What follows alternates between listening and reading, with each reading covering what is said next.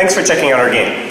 We're a small team of industry veterans who've all taken a big pay cut to work on our own game because we felt we had something innovative with a theme we personally cared about.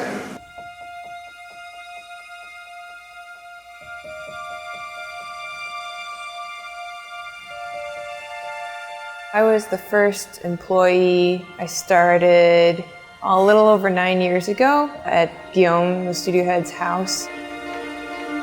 I've been making games for almost 30 years professionally, but I'd known Guillaume. We met in Toronto working at another company, and he asked me to come be the design director for We Happy Few. I'd like to welcome Guillaume Provost from Compulsion Games. Compulsion Games. Hi, we're Compulsion Games, and we'll see you at PAX. Compulsion was founded in 2009 by Guillaume Provost. He's our studio head and founder. He began the studio with this idea of building a place where we could make creative, interesting games. Every game teaches you how to make that game. So by the time you're done, you know how you should have done it. When we started We Happy Few, I don't think any of us really anticipated that 5 years later Microsoft would call us and say, hey, do you want to be a first-party Xbox studio? How much were we expending? Little by little, we added more people, and it was like a train that we couldn't stop.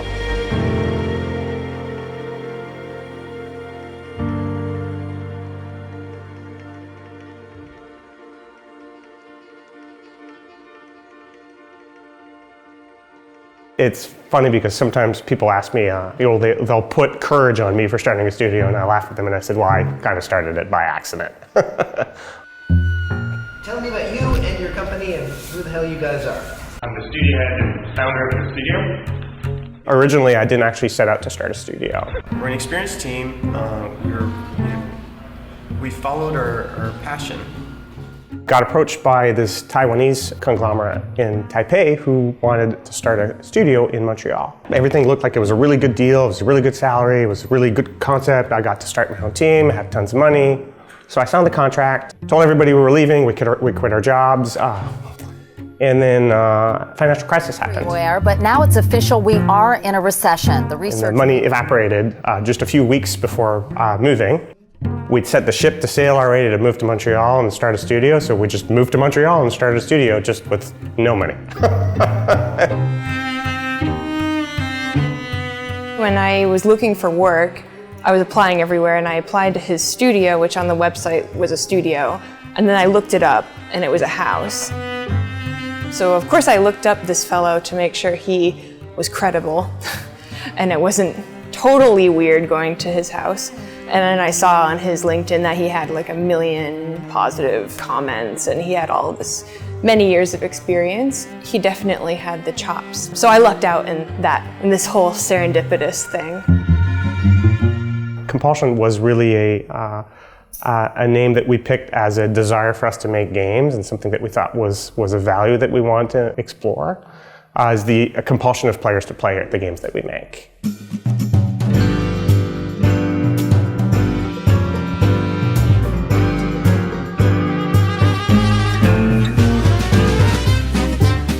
I wanted to do art for games, but I wanted to work on more experimental stuff. So when I met Guillaume, it worked out perfectly because he was just starting his little indie studio and had this very creative project he was working on.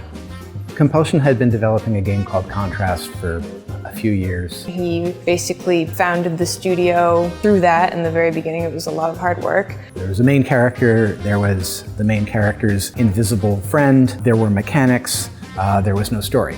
The main character didn't have a name, and so I came on and we started batting around ideas. We eventually arrived at a theme of fatherhood. I haven't thought about you in 1 million years. Well, then I guess I gotta remind you who I am. I'm just a wife and a mother now. Yeah?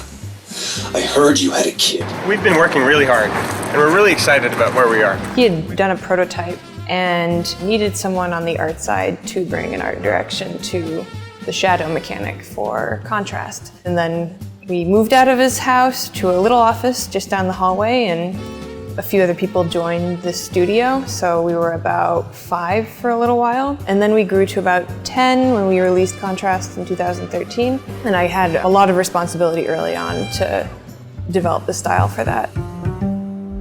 How do you feel you're pushing things forward with your game? We try to tell human stories, I think, is the big part of it. It's not a story about getting the big sword and taking out the big, majestic bad guy. That's not us. You need to use your shadow shifting powers to solve puzzles. Contrast shadow play is enchanting, but the spell is broken midway through its roughly 5 hours when the puzzles start relying on cliché ideas like moving boxes onto buttons to hold doors open. The reward is always another glowing orb or another box to help solve another puzzle. But the biggest puzzle is Contrast itself.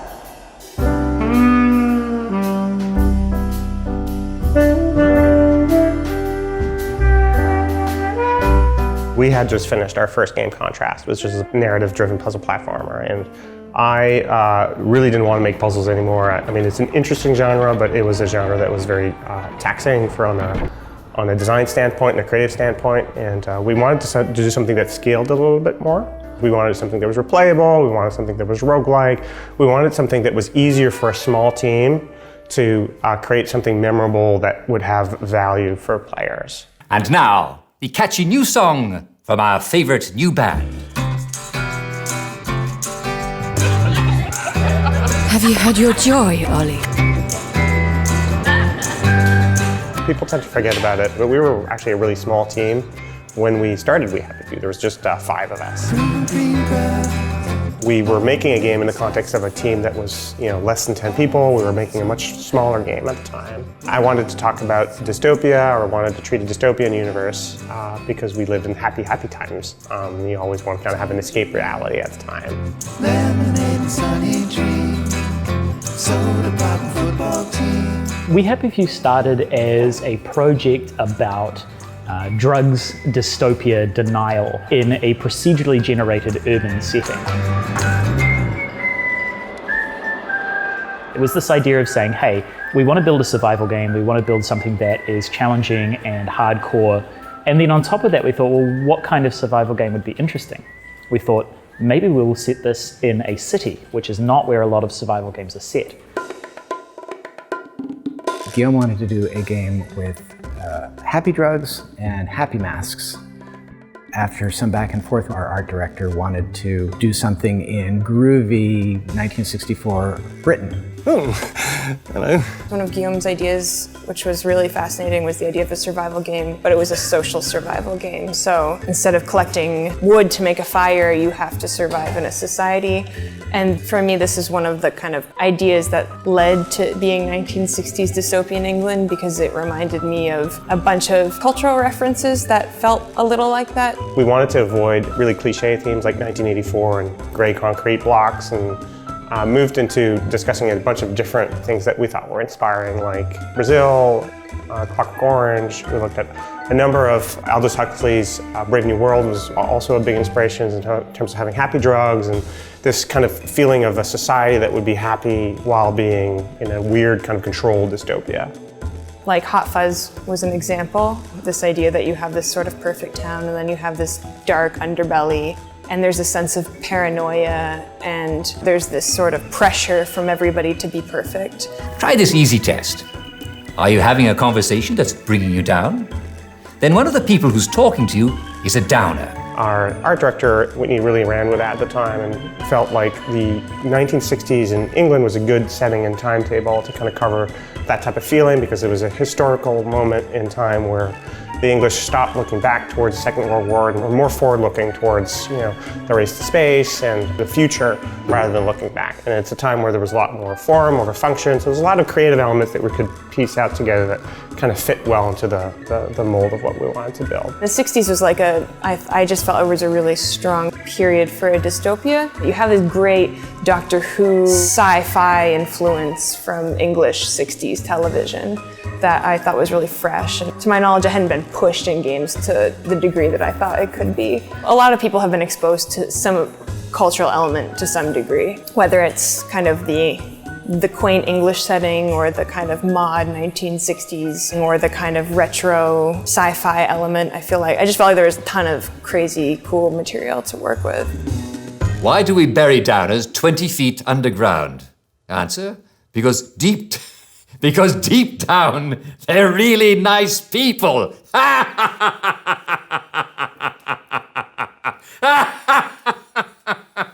Deep down, yeah. I think that's the best one of all. It really is. This is a mood board showing a take on archetypal England with an emphasis on this sort of medieval influence, specifically in the palettes here and the signage and the clocks. I think time is going to be a super important element. This is sort of pushing this sort of gritty industrial English tone. And then this one here is kind of the quaint, super garden-y, a little more lighthearted. No, for sure. And I think in the main game, we don't have a lot of very English, wild, on-purpose gardens that I think will be nice. Yeah. And I think Emmanuel's been exploring a bit of that and just having like really juiced up, wild feeling gardens, which feels way more English and less like French. When I joined the team, We Happy Few was still a sort of survival horror hybrid. These were extremely popular in the indie world at the time because you could make them economically without a large number of staff.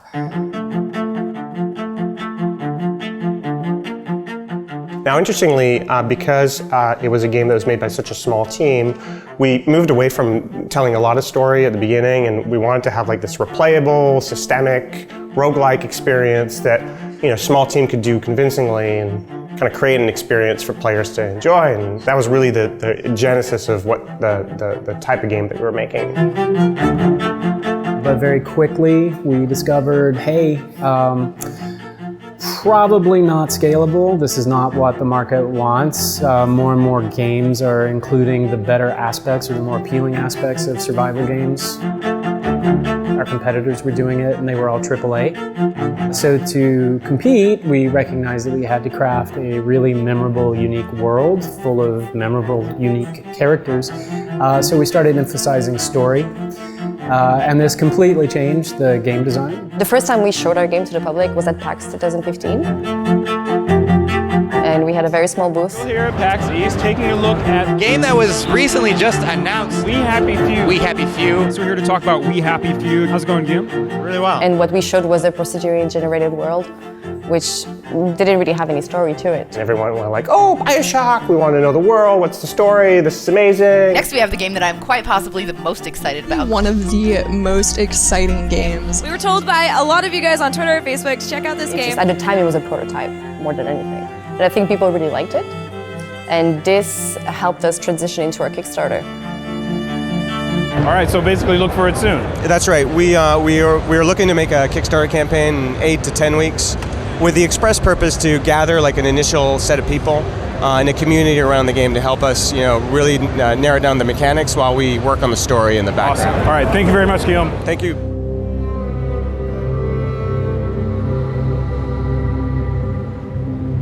At the time, what we were trying to do was build an experiment with this idea of open development, seeking feedback as we go. In order to do that, we thought, hey, Kickstarter might be a really great opportunity to reach people who really, really care about the project. Any Kickstarter is a huge gamble. You spend months preparing for it and you have absolutely no idea if it's going to work.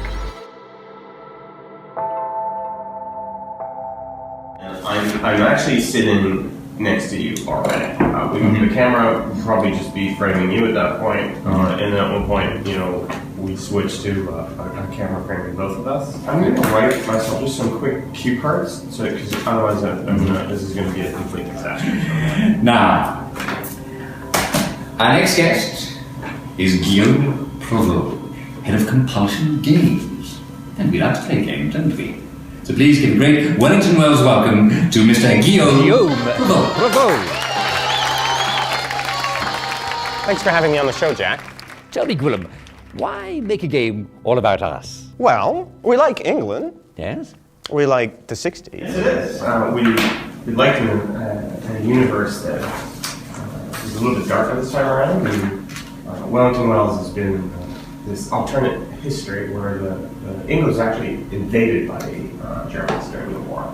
Ah, yes, but we don't like to talk about so much, do we? Can I finish writing my cue cards? Because right now I just want to write my cue cards. I just want to write my cue cards. At least I get my talking points in order. So we were doing the Kickstarter campaign. Things were going really, really well. And then came E3, which was like this weird, it sucks all the vacuum of attention. Microsoft kicked off E3 2015 with an exclusive look at Halo 5 Star Wars Guardians. Battlefront. Fallout 4 is coming out November 10th. So our Kickstarter flatlined. We definitely had a little bit of moment where we were a little bit more worried.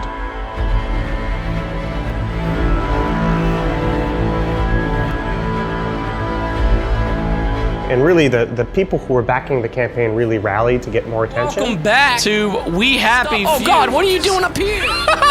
And we shot past our targets at the end. And really, it was kind of an incredible, interesting experience for us to just like understand that, yeah, actually, there was people out there that believed in what we could do and accomplish, and were interested in the type of game that we wanted to say.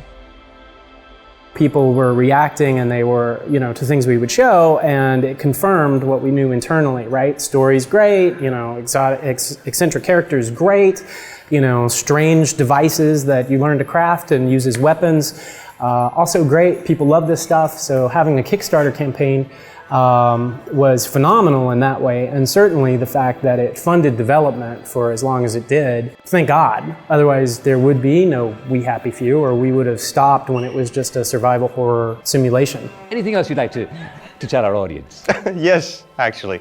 We worked really hard on this game, and we're always on the lookout for more feedback. So if you like the project, or you want to see more of Uncle Jack, come join us. Help us make this game. And I'm afraid we've come to the end of our time. Thank you so much for joining us, Mr. Jeffrey Porpoise, the creative director of We Happy Few. This is Jack Worthing wishing you another fabulous day in Wellington Wells. And cut! First time in the telly? Yes. You were a bit stiff at first, but I think you warmed up, and I think you did really well. Thank you, Jack. Okay. Good job. Thank you. From Kickstarter, we engaged that community for a while, and that gave us like an opportunity to really actually work with the community. We started doing community updates every week. The team actually made over 160 updates to the community over the course of the lifetime of the project to keep people involved and also to get feedback from them over the course of the development cycle.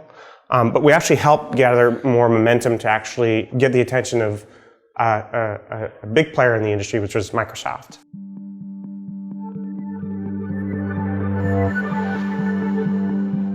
That's really one of the first key turning points for both the project and the company, which is Microsoft actually signed us on a first ID at Xbox deal, which was a deal that helped us, get some attention. We were approached by Microsoft and said, hey, do you guys want to be on stage for E3 2016? So we figured, okay, yes, of course. That kind of exposure doesn't just come. It's just a fantastic opportunity. The community told us they wanted something. We had no money or attention or team to build those things. It's really a case of like figuring out how to make the egg and the chicken at the same time. It's been really the entire story of that project. We kind of played jujitsu for a while and got some money, created 5 minutes of what we thought that experience could be, and then went out big on the stage at E3 and showed it to millions of players online.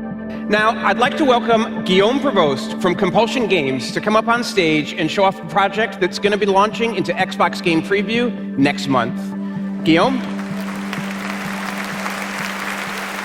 And in those 5 minutes, we had actually gone out and realized the type of story-driven experience that the players that we'd seen at PAX had told us that they wanted to experience in our world. It was really the moment where we catapulted from being a small indie game to like a world stage first moment. That actually launched our early access campaign, which then funneled more money for us to actually grow the team and actually realize the vision that we had for the team after having it shown to the public for the first time. And after 2 years of like telling people this is the thing that we want to build, we finally had the team and the money to actually go and build it.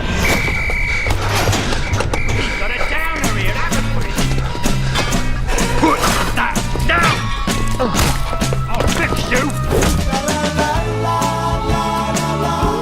One of the big kind of components that we were stressed out about is actually generating too much buzz for what we actually could deliver. dealing with a certain amount of buzz is great, but also make sure that you can actually deliver to the expectations that players have, and managing people's expectations, that's a really, really intricate balance that's really actually hard to build, because you want attention. If you don't have attention, nobody's going to play your game, but you also want to make sure that you're not sending the wrong messages or the wrong signals about what's the scope of the game that you're making, or what's the quality of the game that you're making, and make sure that the audience doesn't become disappointed when they actually start playing it. Yeah, so I figured like the reception at E3 was pretty good on the story bits. I think the one concern is just to make sure that we manage the buzz so that we also clarify that we are not like a 200-man team working on a $100 million budget, but keeping that excitement throughout the early access phase. Yeah, I think that's a good idea. I guess it just remains to be seen. Will it work? So, when we released We Happy Few on early access, and we went on E3 and Microsoft showcased the game and saw this great, what we call the rat pinata moment. Hit it! Gearbox noticed and saw that and contacted us and said, hey, would you be interested in a publishing relationship? And at the time we had thought, well, you know, we're still quite small, we're self-published, do we want to go down that route? And Gearbox came to us and said, listen, we think you've really got something here. Can we work with you to promote it, to help it grow, and to build the game that you want to build?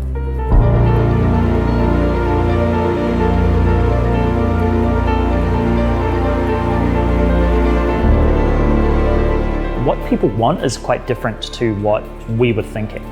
And so in order to try and respond to that feedback, we needed to grow the size of the game ultimately and make a bigger project.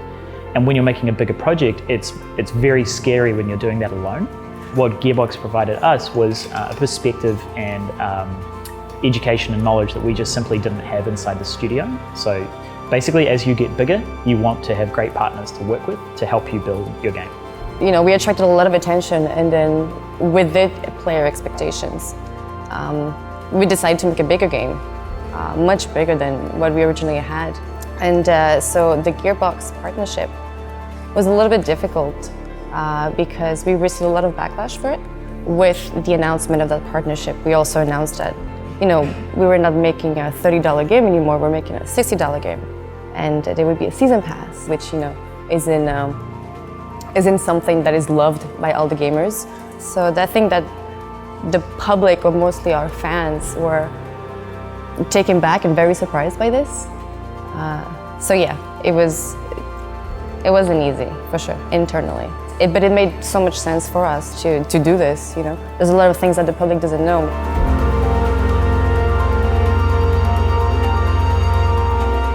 You know, we needed to do this in order to grow our team, in order to build the game that people wanted to play, in order to make a game for the studio to grow.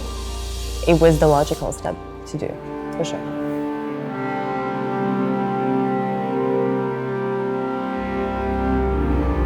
When you send a game out into the world, you are never sure what the reception is going to be. I've certainly shipped games and people went nuts. You know, I was like, great. You know, I did the best I could and you loved it.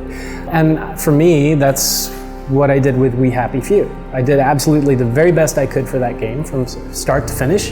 And if people loved it, they were going to love it. If they didn't, they weren't.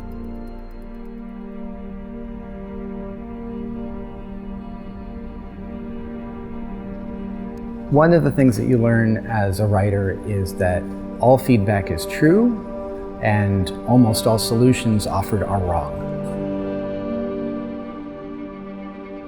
When we released We Happy Few, it was after 4.5 years of development, and the release was mixed. It was a mixed release. We have a large number of people who were super excited, loved what we had built, but then we had also a lot of people who were saying, hey, I'm having issues with the game and I am unable to do what I want to do in the game. I can't enjoy myself.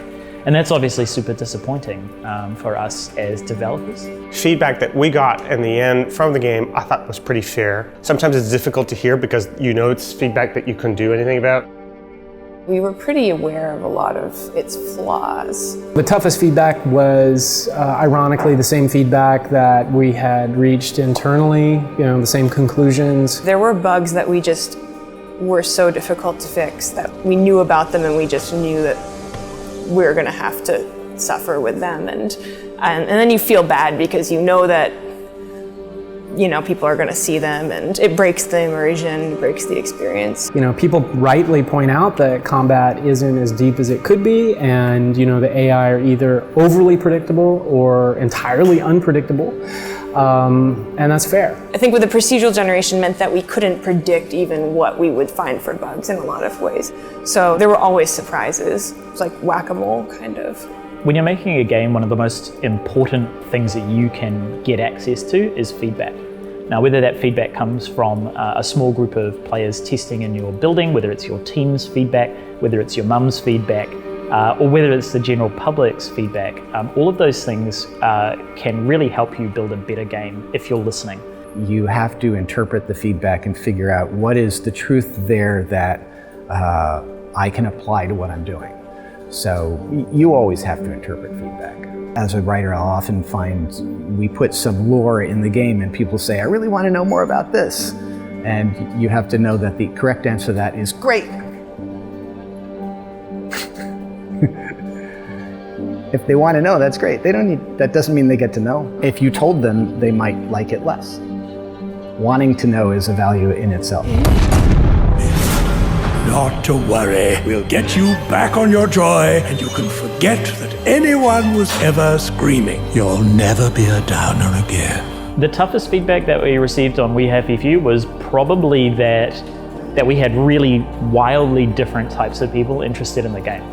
And it's very hard to develop and respond to feedback if it's not unanimous. You can't please everyone. Like, we've sold hundreds of thousands of copies of the game, which means hundreds of thousands of different people with different tastes. You definitely always have some certain individuals who say, hey, I thought we were making a really hardcore, procedurally generated, systemic survival game, and then you'd have these people who are interested in the story. They're like, hey, I want to experience the story. Why are these stupid, survival mechanics in the way? And that real kind of Frankenstein of trying to please too many people at once was definitely one of the things that I felt was difficult. And that's due to the changing nature of the direction that the project took. Since the Kickstarter, we opened the game to the community. They could play the pre-alpha, they could play, early access. Early access opened it up to everybody, not only our backers. And what we want is really to inform gamers about how we make games, why it's complicated, and why certain decisions have to be made. Knowing that there's a direction change that you would want to do for the game that would have made the game better, but not being able to do that because that's not the game you promised your Kickstarter backers or that you promised your early access backers. And we had a lot of people who say, hey, I don't understand why the world's procedural, for example. It didn't make as much sense in the context of having a story-focused game experience to have a procedurally generated game, but it made a lot of sense in the context of our Kickstarter campaign. Wanting on the one side to be faithful to what we've promised the community we would build, but also seeing what would be the right direction for the team is one of the things that was super difficult for us to deal with in a kind of an early access, community-driven game development where we had made Kickstarter promises at the beginning. That tension was impossible to reconcile.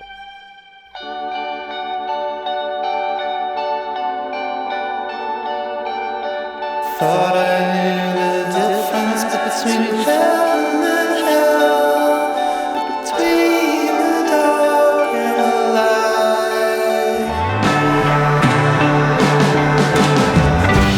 I was thrilled with the game's reception. I was particularly thrilled that British people liked it.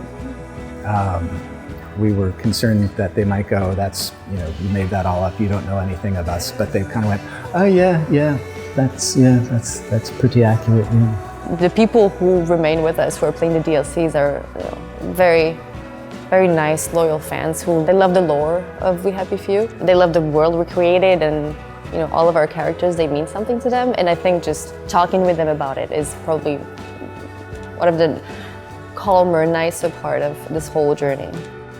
I think people really dug the story and the world, and felt that we took them to a place that they hadn't been before, and gave them an emotional experience. I think we're going to do even better the next time. Hello.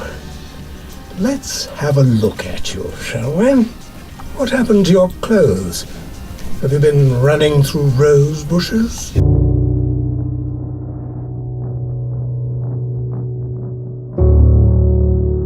From the outside perspective, when they look at Compulsion Games and We Happy Few and everything that happened, from somebody who hasn't followed our updates, they will see a small indie company who sold out, got published by Gearbox, putting out a game that had flaws in it, but from the internal, we can write a chapter about everything we did that informs the public why we did it, And none of it has to do with selling out or being greedy or anything. It has nothing to do with it. It has everything to do with just our livelihood and the craftsmanship of the game and what the public expects of you.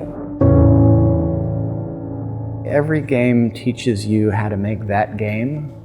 So by the time you're done with the game, you know how you should have done it. With a project like We Happy Few, which to this point has now taken 5.5 years, we've learned an extraordinary amount. I think probably the most important lesson that we learned is to make sure that the game we're making is in line with the expectations of the people we're making it for. I think we learned through We Happy Few what we're good at, what we enjoy doing, and it helped us kind of solidify our identity from a creative standpoint. We learned a ton about how to grow and build our team, how to work together better, what kind of games we personally were interested in, what kind of games should the studio make. We also learned in We Happy Few that we needed more support in gameplay because we were kind of lacking in that department, and that was something that ended up coming out in the reviews.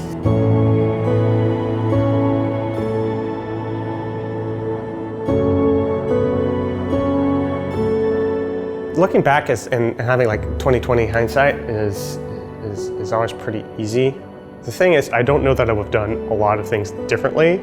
We did the decisions that we could at the time with the information that we had. So we were lucky along the way to have a good time and be there at the right time, in the right place for us to grow bigger with the game that we had.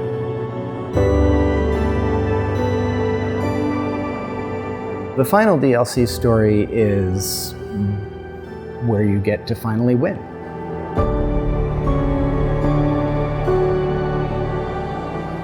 Victoria, or the Slave of Duty. I would start with just like the basic, she wants to impress daddy with her attention to duty. Have you forgotten your joy? Yeah, so she's all about the duty, About the duty. Yeah, and then it switches to the point where she realizes that Bing is really a coward. So she goes off the joy. Okay, so she goes off the joy and she discovers that Wellington Will sucks. Everything has not been about duty. So that's where she goes, fuck it, I have to burn the whole thing down. Yeah, and that's when she goes and burns the whole thing down. And then we have all the fun gameplay that they're gonna design and you're gonna blow stuff up and... Dinosaur battle! Dinosaur battle. I think want we a got dinosaur it. battle. Okay. Can we have a dinosaur battle? Okay. High five, okay. I think our work here is done.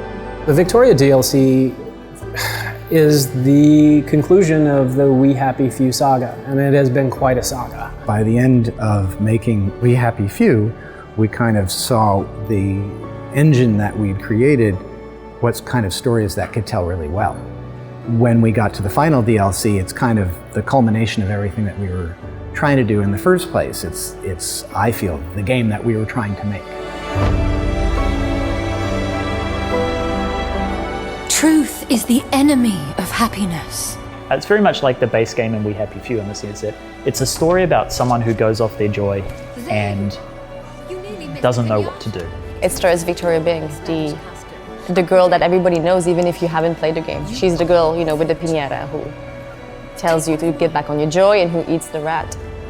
And in this one, she's the main girl and she's the one who is off her joy now. Instead of focusing on survival-like elements, we're trying to tell a very linear, handcrafted story. We are exploring the story of a woman who's sort of the nemesis of the first character. She's somebody who has stood for authority, and now she's on the other side exploring the world that she created. Have you forgotten your joy? Why won't you give me my joy? I think the player probably has wanted to tear down this ridiculous system of We Happy Few, and We All Fall Down has the opportunity to stab the system in the guts and watch it bleed. It's you know, it's the grand finale, it's the end of it. It's the end of We Happy Few.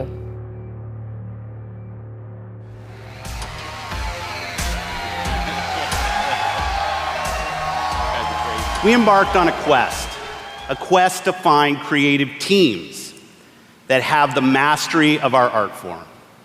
And we found innovative game designers, master storytellers, exceptional world builders. And now, I'm excited to welcome Compulsion Games to Microsoft Studios.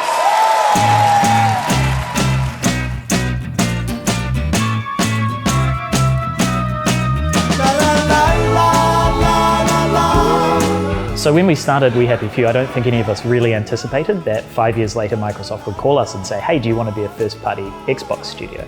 I don't think that ever crossed our mind. They basically came to us and said, we want you to keep doing what you do really well, but now you have a budget. So we were like, okay, that's great, let's do that. We have been told to keep making really weird, just different things. So on the creative standpoint, it's just been all positive. Trying to maintain creativity inside an organization like Microsoft is not as hard as people think it is. It's really just about having a leadership group inside Microsoft that understands the value of creativity and creative games.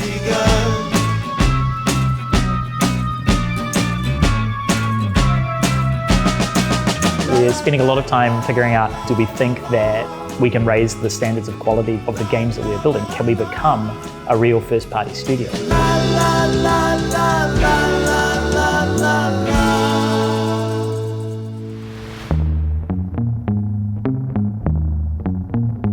I think working with Gearbox prepared us to work with Microsoft in a lot of ways because we let them into our world and we learned to be very, concise and precise with our feedback back and forth. Learning how to give and receive feedback is a really big part of an organization like Microsoft. When you're an independent developer, you do whatever you want. Ultimately, you're saying, hey, I am my own sort of thing. For the first time in a very long time in my career, to be able to create without this cloud of impending doom about financing or studio politics. Not having to, carry those sort of twin albatrosses around, I think, are extremely liberating. Being independent is risky, it's scary, and it's one of the reasons why I have a ton of respect for every independent out there. When we were going through our We Happy Few's development, we had to seek funding every year and a half or so. And what that does is it creates strange incentives about how you develop, because you're always thinking, what happens if it dries up? Now, as part of Microsoft, we don't have to worry about that. We can now know that we are supported. We can start planning a game from the beginning right until the end. And that's actually removed a lot of the focus from finding where we're going to find the next paycheck to actually concentrating on what is it that we need to make great games. I could be more forward-looking to what do we actually need in order to actually succeed. And that's a huge difference from having a big backer like Microsoft that's allowing us our creative space and our creative freedom, from being an independent developer that's starving all the time and looking for money. Build the team not just for the next game, but for the next series of games. If everyone else is anything like me, I think they are preparing to do the best work of their careers. What a wonderful story. I hope you enjoyed hearing it as much as I enjoyed telling it. And remember, stay at home at night or terrible things may happen in the dark. I'm afraid we've come to the end of our time. Good night, all. You feel like it's made you a better studio? Well, I guess we'll know whether we're a better studio once we get out the next game, and people will tell us whether we're better or not.